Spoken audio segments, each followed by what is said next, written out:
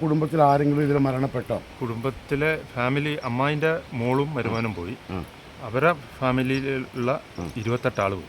28 അതിൽ ഒരു 10 പേരേറ്റ്. നിങ്ങളെ കുടുംബത്തിൽ ആരെങ്കിലും ഇതിൽ മരണപ്പെട്ടോ? കുടുംബത്തിലെ ഫാമിലി അമ്മായിൻ്റെ മോളും വരുമാനം പോയി.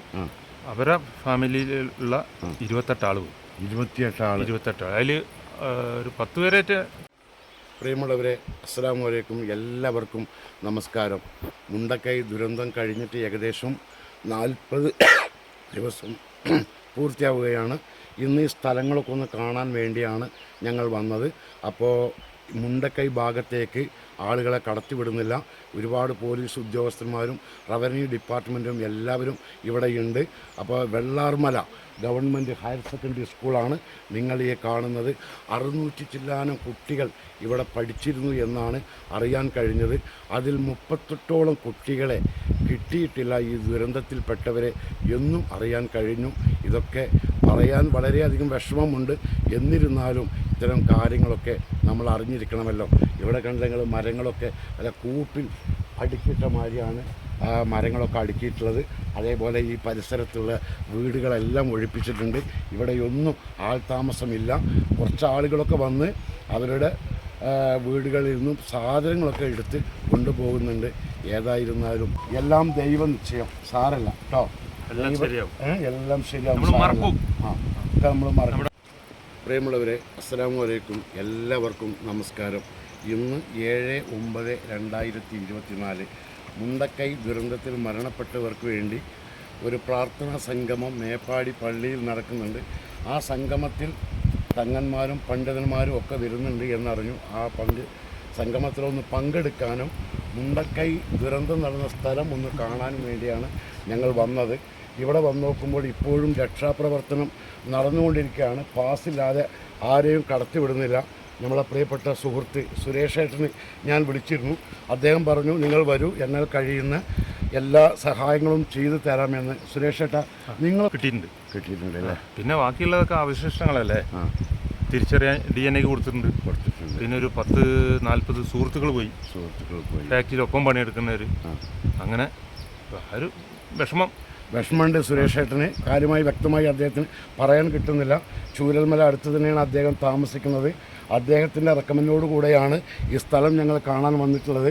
കാരണം ഒരുപാട് പോലീസ് ഓഫീസർമാരും അതേപോലെ ഇവിടെ തെരച്ചിലും മറ്റും നടത്തിക്കൊണ്ടിരിക്കുന്നുണ്ട്. ചൂരൽമലയുടെ ലാസ്റ്റാണ് ഇപ്പോൾ ഞങ്ങളുള്ളത്. മുണ്ടക്കൈ ഭാഗത്തേക്കോ അതേപോലെ പുഞ്ചിരിമട്ടത്തേക്കോ പോകാൻ കഴിയില്ല. കാരണം അവിടെ തെരച്ചിൽ നടത്തിക്കൊണ്ടിരിക്കുകയാണ്. സഞ്ചാരികൾക്കെല്ലാം നിയന്ത്രണം ഏർപ്പെടുത്തിയിട്ടുണ്ട്. അതേപോലെ തന്നെ ഇവിടെ പാസ്സില്ലാതെ ഇപ്പോഴും ആരെയും കടത്തിവിടുന്നില്ല. ഈ രംഗങ്ങളൊക്കെ കണ്ടു. ഇനി ഞങ്ങൾ തിരിച്ച് മേപ്പാടി പള്ളിയിൽ പോകണം. ആ പ്രാർത്ഥനയിൽ ഒന്ന് പങ്കെടുക്കണം. അതേപോലെ തന്നെ ഇവിടെ ദുരന്തത്തിൽ മരണപ്പെട്ട എല്ലാ മതസ്ഥരെയും പുത്തുമല ഒരു ഖബർസ്ഥാനിലാണ് മറവ് ചെയ്യപ്പെട്ടത്. അവരെ ഒന്ന് പോയി കാണണം. അവരെ വിഷമത്തിൽ ഞങ്ങളും പങ്കുചേരുന്നു. സുരക്ഷ, എല്ലാം ദൈവ നിശ്ചയം. സാരല്ല കേട്ടോ, എല്ലാം ശരിയാവും. നമ്മൾ മറക്കും. സാരല്ല. ഫീൽഡ് ഓഫീസറെ കോട്ടേഴ്സ് ആയിരുന്നു ഈ പ്ലാവിൽ. ഈ പ്ലാവിൻ്റെ 4 കോട്ടേഴ്സ് ഉണ്ട്. അതിൽ പിന്നെ ഫീൽഡ് ഓഫീസറും ഫീൽഡ് ഓഫീസറുടെ ഭാര്യ 2 മക്കൾ ചെറിയ കുട്ടി അവർ പോയി. അതിന് തൊട്ടപ്പുറത്ത് പിന്നെ ഫാക്ടറി അസിസ്റ്റൻറ്റ് ഓഫീസറുണ്ടായിരുന്നു, ജിഷ്ണു സാർ എന്ന് പറഞ്ഞു. അയാൾ പോയി. അതിൻ്റെ തൊട്ടപ്പുറത്തെ ക്വാർട്ടേഴ്സിൽ പിന്നെ നമ്മളൊപ്പം പണിയെടുക്കുന്ന ബീഹാർ സ്വദേശികളുണ്ടായിരുന്നു. ഉപേന്ദ്രൻ, അവൻ മാത്രം രക്ഷപ്പെട്ടുള്ളൂ. ബാക്കി 5 ആളും.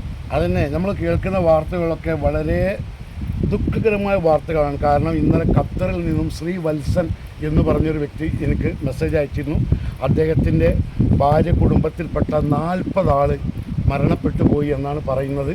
35 ആളെ മയ്യത്ത് കിട്ടിയിട്ടുണ്ട്. ഇനിയും 5 ആളുകളെ ഡെഡ് ബോഡി കിട്ടാനുണ്ട് എന്ന് വളരെ വിഷമകരമായിക്കൊണ്ട് അദ്ദേഹം എന്നോട് പറഞ്ഞു. ശ്രീ വത്സൻ എന്നാണ് അദ്ദേഹത്തിൻ്റെ പേര്. നായ്ക്കട്ടിയിലാണ് ഇപ്പോൾ അദ്ദേഹം താമസിക്കുന്നുള്ളത്.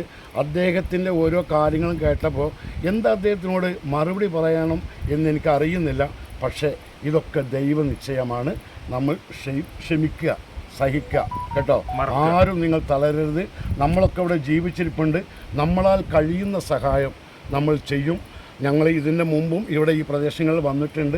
ക്യാമ്പുകളിലും മറ്റും വന്ന് ഭക്ഷണങ്ങളും മറ്റും കൊടുത്തിട്ടുണ്ട്. ഇനിയും നമ്മളാൽ കഴിയുന്ന എന്താണെന്ന് വെച്ചാൽ, ഞങ്ങളൊന്നും വലിയ പൈസക്കാരൊന്നുമല്ല.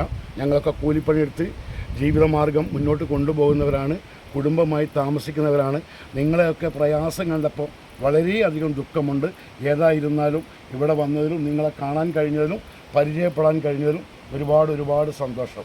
സുരേഷ് പറഞ്ഞ ഖബറിസ്ഥാനിൽ ഹിന്ദുക്കളും മുസ്ലിങ്ങളും ക്രിസ്ത്യാനികളും എല്ലാവരും ഒന്നായിട്ടാണ് അന്ത്യവിശ്രമം കൊള്ളുന്നത്.